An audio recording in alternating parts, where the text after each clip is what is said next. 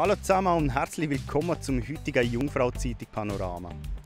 Nach dieser tropischen Nacht, wo sicherlich einige Schweißtropfen geflossen sind, haben wir folgende erfrischende Themen für euch. Was es mit den gelb-schwarz gestreiften Plagegeistern auf sich hat. Am Swiss Open Gstaad hofft man auf einen Heimsieg. Und in der Schweiz ist die erste Weltmeisterschaft der Sportart Highliner durchgeführt worden. Zuerst schauen wir jetzt aber noch auf die News vom heutigen Tag. Jugendliche legen 3 Brände. Am letzten Wochenende hat es 3-mal gebrannt. Die Brände sind auf Brandstiftung zurückzuführen. Die mutmaßlichen Verursacher, 3 Jugendliche, haben während der Ermittlungen identifiziert und angehalten werden. Sie werden sich vor der Justiz verantworten. Auch kleine Schritte bewirken grosse Veränderungen. Das Gstaad Menuhin Festival ist in die 66. Runde gestartet und wartet mit einem bunten Programm an renommierten Künstlern und spannenden Werken aus verschiedenen Stilrichtungen auf. Schwingerkönig muss weiter pausieren. Das Zurückkommen vom Schwingerkönig Stucki Christian auf den Wettkampfplatz verzögert sich weiter. Der 37-jährige Berner hat vor 2 Wochen im Training einen Muskelfaserriss erlitten. Kennen tut es wohl jeder. Ein gemütlicher Grillabend mit Freunden, dazu ein feines Bier. Und es geht keine 2 Minuten, dann sind die Wespen da. Welche Arten für uns besonders lästig sind, was man tun kann, wenn man ein Nest in der Nähe der Wohnung oder vom Haus findet und wieso dass die kleinen Tierchen für unser Ökosystem trotzdem ganz wichtig sind, dann hat der Fachmann, der Hannes Bauer, meinem Kollegen Ben Abeckler verraten. Ich denke, es ist ein normaler Sommer, was Wespen anbelangt. Es hat nicht wahnsinnig viel, aber es hat Wespen auch schon getroffen. Aber es ist nicht gerade ein wahnsinniges Wespenjahr. Jetzt werden wir schauen, wie sich das noch entwickelt bis in August. Ja, von all diesen Wespen, die es gibt, je nachdem, wie man das fasst, sind es Tausende von Arten, gibt es genau 2, die lästig werden. Das ist die deutsche Wespe und die gemeine Wespe. Und die beiden sind die wir am Tisch haben. Das sind die beiden, die lästig werden. Und wenn sie stechen, es auch mal wehtun kann. Also präventiv ist es am besten, wenn man schaut, dass sie nicht nisten in der Umgebung. Also wenn man irgendwo noch etwas sieht, dass Wespen hin und her fliegen, dass man der geht vermachen. Oder unter Umständen einen Schädlingsbekämpfer beauftragt, das Wespennest wegzunehmen. Das ist das, was man präventiv am besten machen kann. Und wenn sie dann schon da sind, am Tisch zum Beispiel, was macht man dann? Dann kann man eigentlich sehr gut sich ein bisschen verscheuchen. Und zum Verscheuchen kann man eine Wasserflasche füllen mit so einem Sprüher oben dran. Einfach normales Hahnenwasser, ohne irgendetwas drin. Und sie nachher mit dem anspritzen. Das haben sie eigentlich nicht gern. Und dann sollten sie dann mit der Zeit, tut man sie dann so vergraulen und dann sollten sie dann eigentlich verschwinden. Von lästigen, aber wichtigen fliegenden Tierchen kommen wir jetzt zu den Schweizer Tennistrümpfen, die hoffentlich zu Gstaad stechen.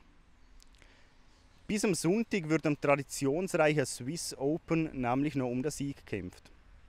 Mit dabei sind aber Schweizer Athleten auch einige Weltklasse-Spieler, wie Dominic Thiem oder Matteo Berrettini. Trotz klarer Favoriten ist das Gstaad auch immer mit Überraschungen zu rechnen, wie der Turnierdirektor, der Jean-François Collet, weiss. Er hofft auf einen Schweizer Erfolg vor Heimpublikum. Der Manuel Glaser berichtet.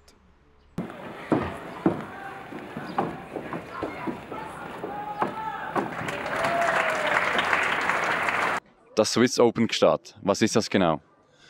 Das ist ein von den ältesten Turnieren in der Schweiz. Mehr als 100 Jahre, eine große Tradition und auch eine unglaubliche Geschichte. Dieses Jahr haben wir ein unglaubliches Spielerfeld. Wir haben zum Beispiel Berrettini, Thiem, wir haben auch Gasquet, Benoit Paire, Ruud, Casper Ruud, der war Halbfinalist in Roland Garros und viele weitere. Ja, es gibt 250 freiwillige Helfer. Es gibt ungefähr 80 Spieler, die kommen. Wir arbeiten mit fast allen Hotels hier in Gstaad. So, das ist eine große Organisation. Vor 2 Wochen war das Beach-Turnier, genau am gleichen Ort. Wie viel von der Infrastruktur können Sie auch brauchen? viel. Wir haben eine gute Zusammenarbeit mit den Beach, sodass zum Beispiel die Tribünen sind die gleichen. Wir arbeiten, sodass die Zelte auch sind die gleichen. So, wir machen viele Sachen zusammen, auch Internet, Elektrizität und so weiter.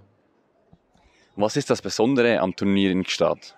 Den Platz, klar, Gstaad ist unglaublich. Ich meine, das ist ein so wichtiges Turnier in einem so kleinen Dorf zu organisieren, ist unik. Es gibt keine andere Turnier wie Gstaad auf der Tour. Wie sind Sie zufrieden mit der Schweizer Beteiligung dieses Jahr am Turnier? Sehr zufrieden mit Stricker, Hüsler und auch Richard. Wir haben drei gute schweizerische Spieler und ich hoffe, dass sie werden einige Spiele hier gewinnen und weitergehen. Wie ist das Turnier bis jetzt verlaufen? Wir sind die ersten Tag, so bis jetzt alles läuft gut, aber wir wissen, dass das Wetter wird schön sein. Wir sind fast ausverkauft für Samstag und Sonntag, so alles läuft gut. Mein Traum würde ein Schweizer im Finale. Das würde super gut für den Turnier und auch für den schweizerischen Tennis, wenn plötzlich ein Schweizer könnte weitergehen. Aber das wird schwierig dieses Jahr.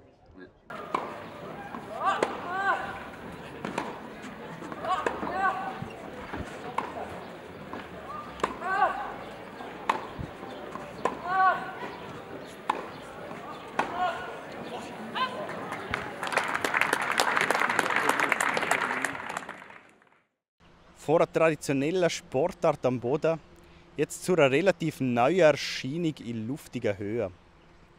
In Lax im Kanton Graubünden haben sich 30 Athletinnen und Athleten zur ersten Weltmeisterschaft der Sportart Highline getroffen. Was das ist? Auf einem in luftiger Höhe gespannten Seil vollführen die Teilnehmenden spektakuläre Tricks oder versuchen, die Highline so schnell wie möglich zu überqueren. Ein Spektakel für Adrenalin-Junkies und definitiv nichts für schwache Nerven.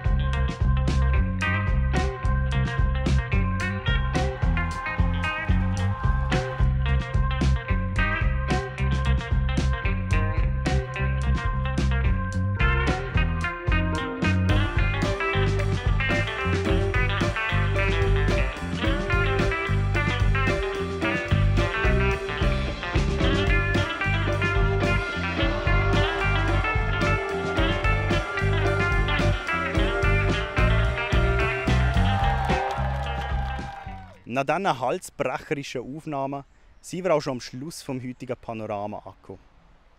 Mehr Infos zu den einzelnen Themen und Artikeln gibt es wie immer auf jungfrauzeitung.ch oder auch in unserer App. Die Kollegen von Media News verraten euch jetzt noch, wie es weitergeht mit dem Wetter. Ich sage danke fürs Zuschauen und bis zum nächsten Mal. Ciao zusammen. Das Wetter wird euch präsentiert von der Jungfrau-Zeitung. Das ist Ihr Jungfrau-Zeitungswetter für den Kanton Bern. So schön sind Sie dabei. Ich heiße Sie ganz herzlich willkommen und grüße Sie heute von hoch oben aus dem Schnee vom atemberaubenden Jungfraujoch.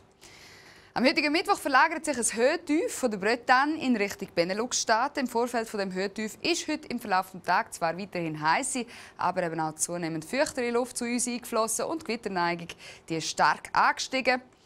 In Morgen starten wir nach Regengüssen und Gewitter mit einem Sonne-Wolken-Mix. Im Oberland sind die Wolken zuerst noch ein bisschen zahlreicher vertreten. Da und dort kann es auch noch einen guten Regen geben. Und wir messen ca. 18 Grad in Biel, Bern und auch in Burgdorf. Und in Meiringen dort wachen wir zu ca. 17 Grad auf. Im Verlauf des Tages werden die Wolken immer weniger. Im Flachland wird es recht sonnig und das Oberland das zeigt sich mit einem freundlichen Sonne-Wolken-Mix. Temperaturen die erreichen ca. 30 Grad in Bern oder auch in Thun und in Saanen. Da klettert das Thermometer auf bis zu 27 Grad. Der Freitag der wird meist sonnig. Gegen den Abend steigt im Oberland die Gewitterneigung wieder leicht an. Und am Samstag geht es recht sonnig weiter. Im Oberland gibt es dazu ein paar Regengüsse und Gewitter. Am Sonntag ist dann die Sonne wieder die absolute Chefin am Himmel. Und auch am Montag und Dienstag Gehen so weit sonnig weiter mit steigender Gewitterneigung über den Bergen. Der Montag dürfte der heißeste Tag werden. Auf der Dienstag sollten dann Temperaturen zumindest ein paar Grad zurückgehen. Wie es genau wird, das können wir schon bald besser sagen. Bis dahin hoffe ich, Sie können einen kühlen Kopf bewahren. Ich wünsche noch ganz einen schönen Abend und bis zum nächsten Mal wieder. Ade miteinander.